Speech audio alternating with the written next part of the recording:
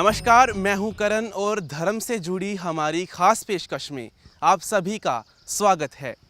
हम मौजूद हैं आज देवभूमि हिमाचल प्रदेश में और यहाँ के कांगड़ा में पांडवकालीन सिद्ध श्री माँ बगलामुखी धाम के आपको करवाएंगे दर्शन। साथ ही साथ जानेंगे यहाँ का इतिहास और बात करेंगे यहाँ नतमस्तक होने आए श्रद्धालुओं से।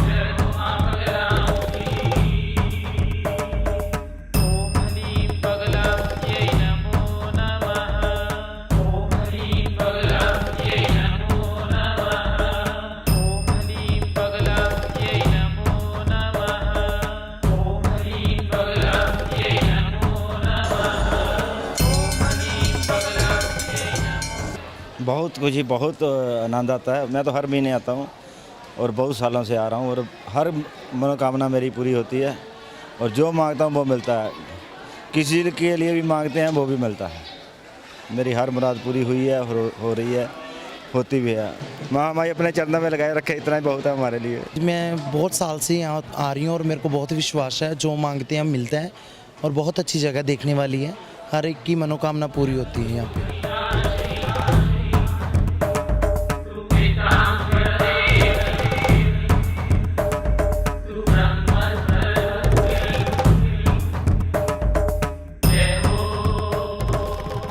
इस मंदिर के जो संचालक थे महंत देवीगिरी, स्वर्गीय महंत देवीगिरी जी, जो इसके मंदिर के महंत थे गद्दी के।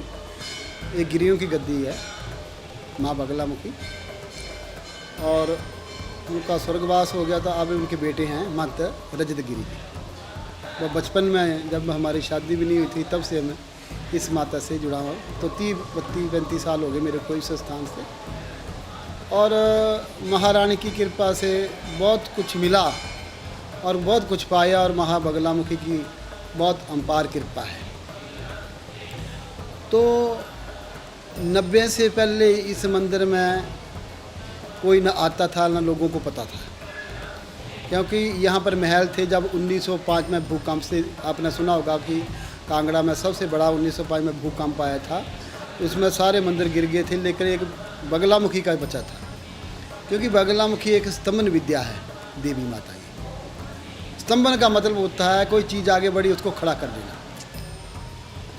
तो माता की जो चरण पादुका है वो थोड़ी सी फिर गई है, साइड में हो गई है, लेकिन बाकी मंदिर को कोई नुकसान नहीं हुआ था, क्योंकि भगवान रामचंद्र के टाइम का ये मंदिर है, आज का नहीं है। यहाँ गुफाएँ थी। यहाँ जो नीचे आपने देखा शिवलिंग है एक, वनखंडेश्वर महादेव है उसका नाम, तो वहाँ से गुफा चलती थी। तो ये मंदिर का जब निर्माण कराया, ये भगवान रामचंद्र के टाइम का था। फिर राजा हुआ, हरिचंद्र राजा हुआ, या बनवटर संसार राज जो कांगड़े वाला राजा था। तो जब माता ने उनको दर्शन दिए तो उन्होंने माता का यहाँ जो मंदिर था वो बनवाया। मूर्ति तो पहले से थी ऐसे वीरान, क्योंकि हजारों युग बीत गए, लेकिन इसमें शास्त्रों में गुप्त रखा गया माता बगलामुखी को। कहा है कि गोपने में गोपने पतनाथ, विशेषता कलयुग कि कलयुग में हर एक आदमी का शत्रु होगा, तो उसको पीछे हटाने वाली महाशक्ति माँ बगलामुखी ही होगी। तो जब हमने इसको 10 रुपये से स्टार्ट कराया, धीरे धीरे जब लोगों को पता चला तो माई ने सिलेंडर दिया हमारे को, भक्त मेरे हवन स्टार्ट करो। तो हम जंगल से उस वक्त छोटी छोटी लकड़ियाँ लेके खुद अपना हवन करते थे। जब आप जैसे कोई आ जाते थे वो साथ में बैठे, पंडित हमारा भी कर दो।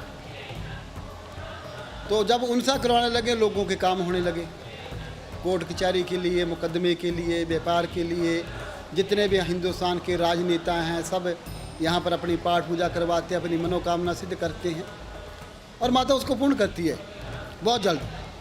ये बगलामुखी ऐसी देवी है कि आप घर में भी इसका नाम ले लो तो भी काम हो जाता है। तो ये बगलामुखी 10 महाविद्या में 8वीं शक्ति है। ये काली, तारा, शोषी, भुवनेश्वरी, छिन्नमस्का, त्रिपुर भैरवी, त्रिपुर सुंदरी, बगला, मतंगी और कमला, ये 10 महाविद्या में 8वीं शक्ति माँ बगलामुखी है। उसको कहता ब्रह्म शक्ति, विष्णु शक्ति, पंचविकृत से प्रिया, वैकुंठ वासिनी देवी, वैकुंठ पर प्रदायिनी। ब्रह्मा की शक्ति बगलामुखी है, विष्णु की शक्ति है और शिव की शक्ति भी माँ बगलामुखी है।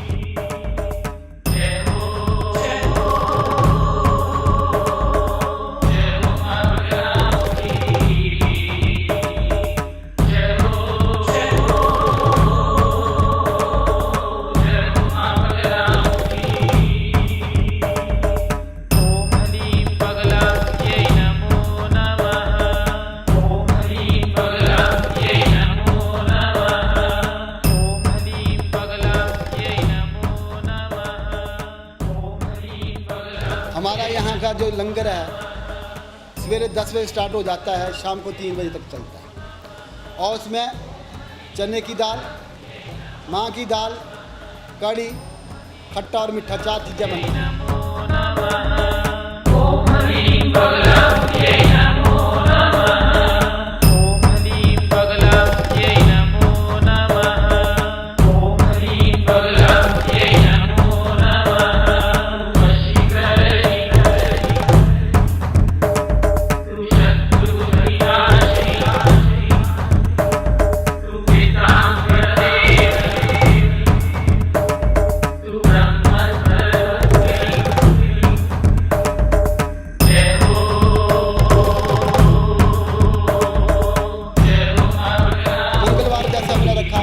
शनि आदिवार लोगों को हवन के लिए रखा है।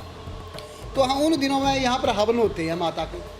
जैसे कि हमारे पास 45 पंडित हैं, वो उनको पूजा करते हैं। को पाठ करवाने वाला पाठ करवा रहा है, को गृह शांति के लिए करवा रहा है, को माँ बगलामुखी के लिए करवा रहा है। तो किसी प्रकार, तो इस प्रकार से हमें इस माता बगलामुखी में निवेश करते हैं। देखो जी, यहाँ पर हिंदुस्तान के सब नेता आते हैं। हमारे एक बड़े शिवपाल यादव जी थे यूपी के सपा के, वो भी आते रहे हैं। जयप्रदा भी आई है, अमर सिंह भी आए हैं, अनेक आए हैं। जितने भी हमारे जो पूर्व मुख्यमंत्री वो भी आते रहे हैं।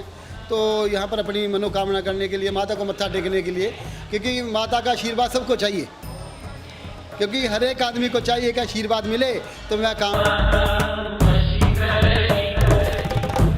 इंसान की ज़िंदगी में बहुत सारे उतार चढ़ाव आते रहते हैं, ख़त्म तो नहीं होते। पर यह है कि भगवान एक ऐसा सहारा है जो हमें उस उतार चढ़ाव से हर बार हमारी नैया पार कराता रहता है। उसी विश्वास से हम इधर आते हैं कि भगवान है, हमें जो मुश्किलें आ रही हैं वो भी निकलेंगी, पार हो जाएंगी, और जो खुशियाँ हैं वो भी इनकी दी हुई देन है। मैं पहली बार आया हूँ और मुझे बहुत खुशी हुई आके, और मेरा मन बहुत प्रसन्न हुआ। और मैं देवी जी से यही प्रार्थना करता हूँ कि सब संस्कार की स्वास्थ्य अच्छा रहे, मन शुद्ध करके आओ, देवी माता आपकी मनोकामना पूरी करे। यहाँ मंदिर में आके आपको सभी मनोकामना जितनी भी आपकी पूरी होती है। और मैं बाकी सब भक्तों को यही बोलना चाहता हूँ, जो भी यहाँ पे आएगा उसको फल की प्राप्ति होगी, जो भी उसकी इच्छा होगी वो पूरी होगी। यहाँ पे आके हमारी हुई है, जो हमने महामई से मांगा वो मिला है।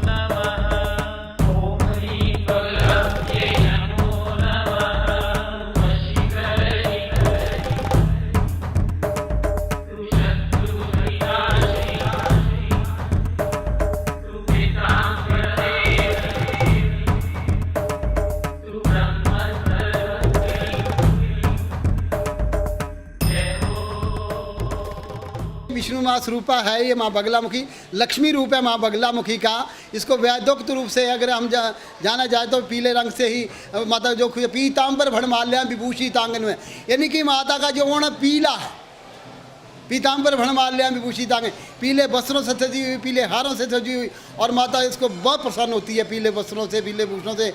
तब इसके लिए पीली मोली बांधी जाती है, सर्व बाधा के निवारण के लिए पीले वस्त्र माता को चढ़ाए जाते हैं, पीला बेसन का प्रसाद चढ़ाया जाता है इसके लिए।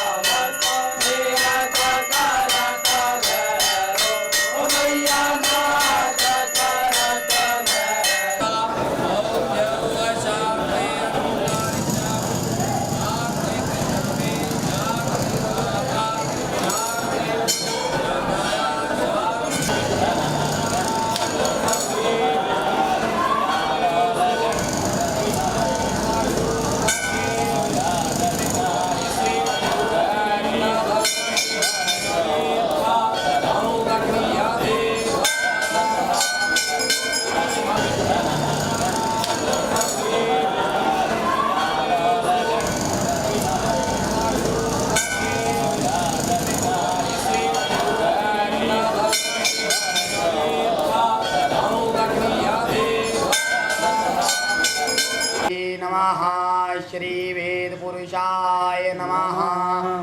ॐ ध्यानमूलं गुरोर्मूर्तेर्पूजा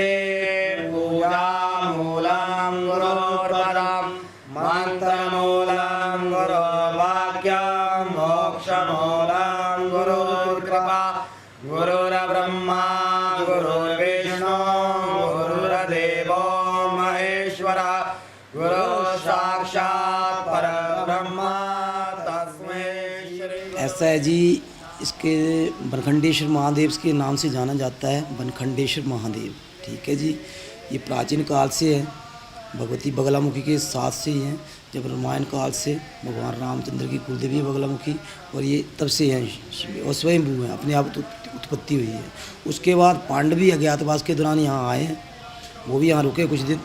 उसके बाद ये मंदिर जो शिवलिंग, यहाँ जंगल ही जंगल हुआ करता था चारों तरफ, कुछ नहीं पता नहीं, कोई लोगों को कोई आना जाना नहीं था यहाँ पर। उसके बाद ये लोगों की नज़रों में शिवलिंग की मतलब ये लगा पता कि यहाँ शिवलिंग है। उसके बाद उन पांडवों ने ही उस मंदिर का, छोटे से मंदिर का निर्माण किया हुआ था। ठीक है जी, मंदिर के निर्माण, उसके बाद इसकी पूजा अर्चना होने लगी, तब लोगों का आगमन शुरू हुआ यहाँ पर। उसके बाद यहाँ से उठते हुए भगवती के दरबार में जाते थे लोग। यहाँ भगवती की चरण पादुकाएँ हैं, पहले रास्ता यहीं से था, तो लोगों की सुविधा के लिए पहले ऊपर से कर दिया सब कुछ। बाकी पूजा का ये विधान है, पूजा रोज़ सुबह शाम अभिषेक होता है, श्रृंगार होता है शंकर जी का। और हमें तो इतना विश्वास है कि प्रभु साक्षात यहाँ विराजमान है, बैठे हुए हैं, भगवती भी यहाँ पर है।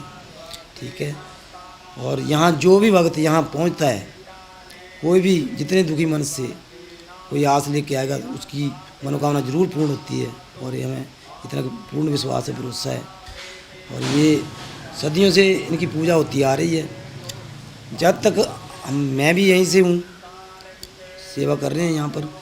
और जब से हमने इतिहास के बारे में, हमारे पूर्वज थे, जब 100-200 साल 300 साल का इतिहास है, इतनी जानकारी की ये ऐसे ही हैं।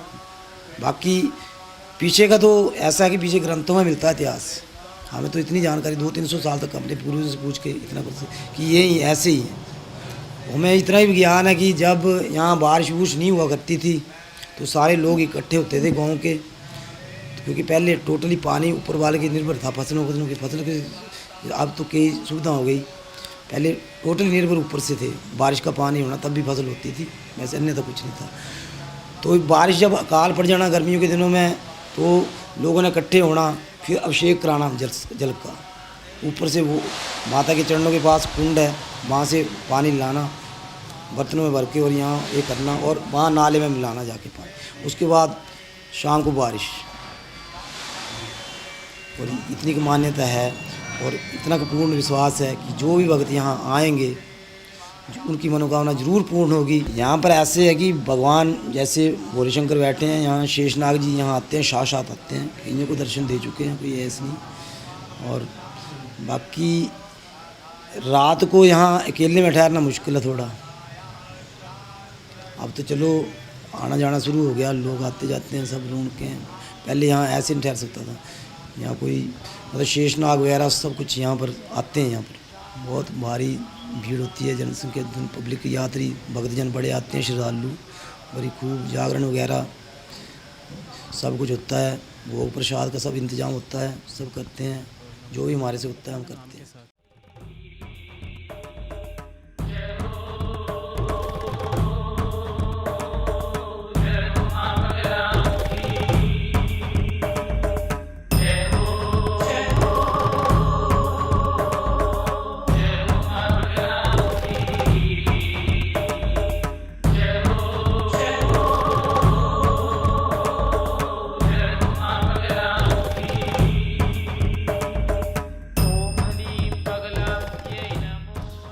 कांगड़ा में मौजूद आस्था का केंद्र बने मां बगलामुखी धाम के बारे में आज हमने जाना, यहाँ के इतिहास को समझा और बात की यहाँ नतमस्तक होने आए श्रद्धालुओं से।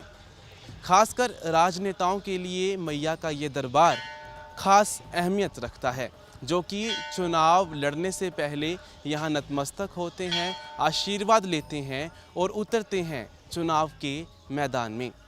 आपको हमारी ये पेशकश कैसी लगी, आप अपने कमेंट्स में अपनी राय दे सकते हैं और साथ ही साथ अपनी फीडबैक स्क्रीन्स पर नज़र आ रहे ईमेल पर भी हमें भेज सकते हैं।